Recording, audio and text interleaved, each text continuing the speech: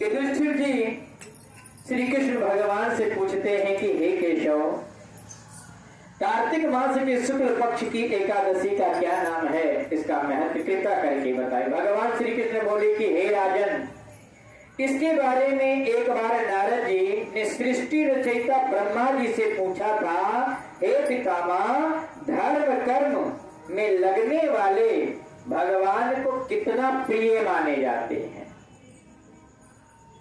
एकादशी का व्रत करने से जीवन में क्या फल प्राप्त होता है, ब्रह्मा जी आप हमें सब विधि पूर्वक बताइए, मैं सुनना चाहता हूँ। ब्रह्मा जी बोले कि हे देवर्षि, बड़े ध्यान पूर्वक सुनिएगा।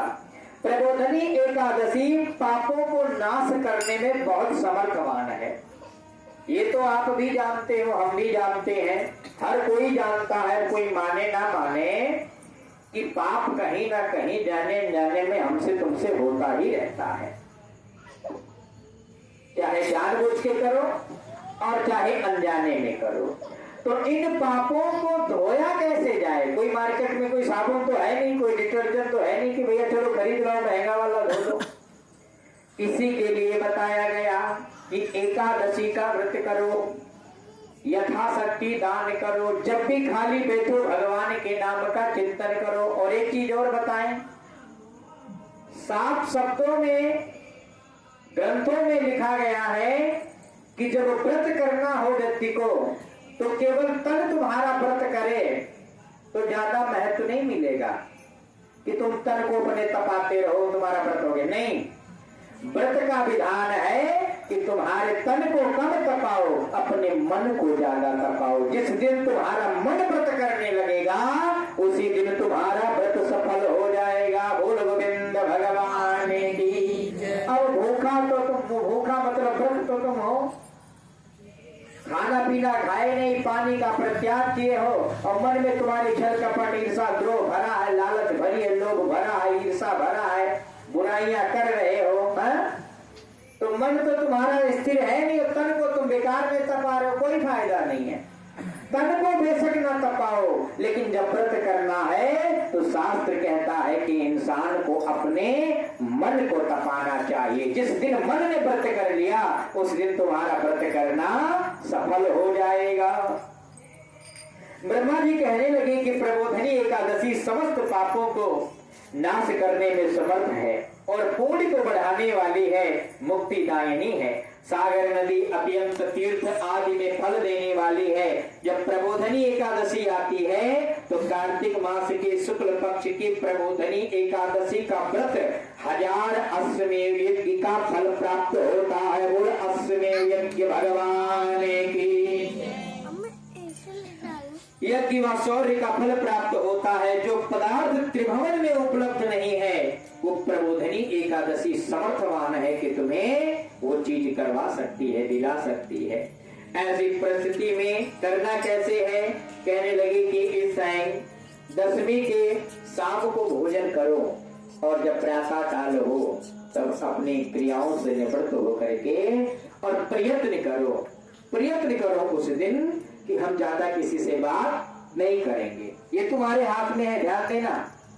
और जब तक हम फ्री बैठे रहेंगे तो भगवान के किसी न किसी नाम को गुनगुनाते रहेंगे, अपने मन में गुनगुनाए। इसमें किसी विद्या की या किसी एजुकेशन या किसी डिग्री की भी जरूरत नहीं है। प्रयत्न करो कि भगवान के नामों का स्मरण करो। और जब इस प्रकार से तुम्हारा व्रत, जो तुम्हें लगे कि अब हमारी शरीर जल मांग रही है तो जल पियो, यदि शरीर और कुछ खाने के लिए मांग रही है तो आप उसे दो। और देने के बाद मन को निर्मल रख करके व्रत को जब करोगे तो ऐसी परिस्थिति में श्री नारद जी से कहते हैं कि जो ऐसी परिस्थिति में व्रत को करता है 7 जन्मों का पाप विनाश हो जाता है। बोल गोविंद भगवान की। इस एकादशी के व्रत करने के प्रभाव जैसे सुमेरु पर्वत जैसे पापों को क्षण मात्र नाम स्मरण करते साथ ही खत्म हो जाते हैं। श्रद्धा पूर्वक मनोभाव से इस व्रत को जो करता है भगवान उसकी मनोकामना को संपूर्ण पूर्ण करते हैं। इस व्रत से तुम्हारे पितृ भी तर्पित हो जाते हैं। देखो, अच्छा कर्म करोगे तो पितृ भी प्रसन्न रहेंगे। ये बहुत ध्यान देने वाली बात है। पितृ क्या, तुम्हें क्या लगता है कि तुम यहाँ पे गलत कर रहे हो और तुम्हारे पितृ वहां पे मौज ले रहे हैं? नहीं, बेटा गलती करता है तो बाप की भी बदनामी होती है। बेटा की बदनामी बाद में होगी, लेकिन उससे पहले बाप की बदनामी। फलाने का बेटा है वहां जुआ में खेल रहा था, समझे ना? अब बाप का क्या दोष है, लेकिन नाम तो है ना।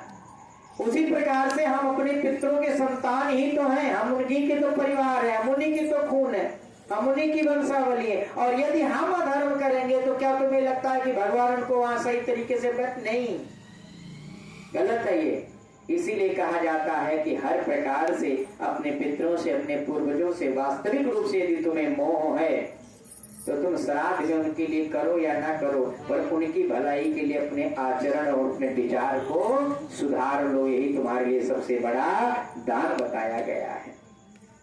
ऐसे दिन भगवान कहते हैं कि भगवान का पूजन करके बाल्यापन, जिसे कोई भी कर सकता है, बाल्यापन में कर सकते हो, यौन अवस्था में कर सकते हो, बुढ़ापे में भी किया जा सकता है, यानी तीनों कालों में आप इस व्रत को कर सकते हो। जैसा जिसका समर्थ हो वह वैसा भगवान के नामों का स्मरण करे, भगवान का नाम पूरा दिन व्रत रहे। दूसरे दिन द्वादशी वाले दिन वो नहाए धोए, भगवान को प्रणाम करे, यथाशक्ति अपने समर्थ अनुसार कुछ दान करे, उसके बाद में भोजन करे, ठाकुर जी को भोजन करवावे, मतलब है ना। इस प्रकार के करने से समस्त फल प्राप्त होता है। ये एकादशी का महत्व है। एकादशी समर्थ अनुसार व्रत है, जो तन मन धन से करते हैं भगवान के समस्त मनोकामना को पूर्ण कर देते हैं। बोल एकादशी माता की, बोल लक्ष्मी नारायण भगवान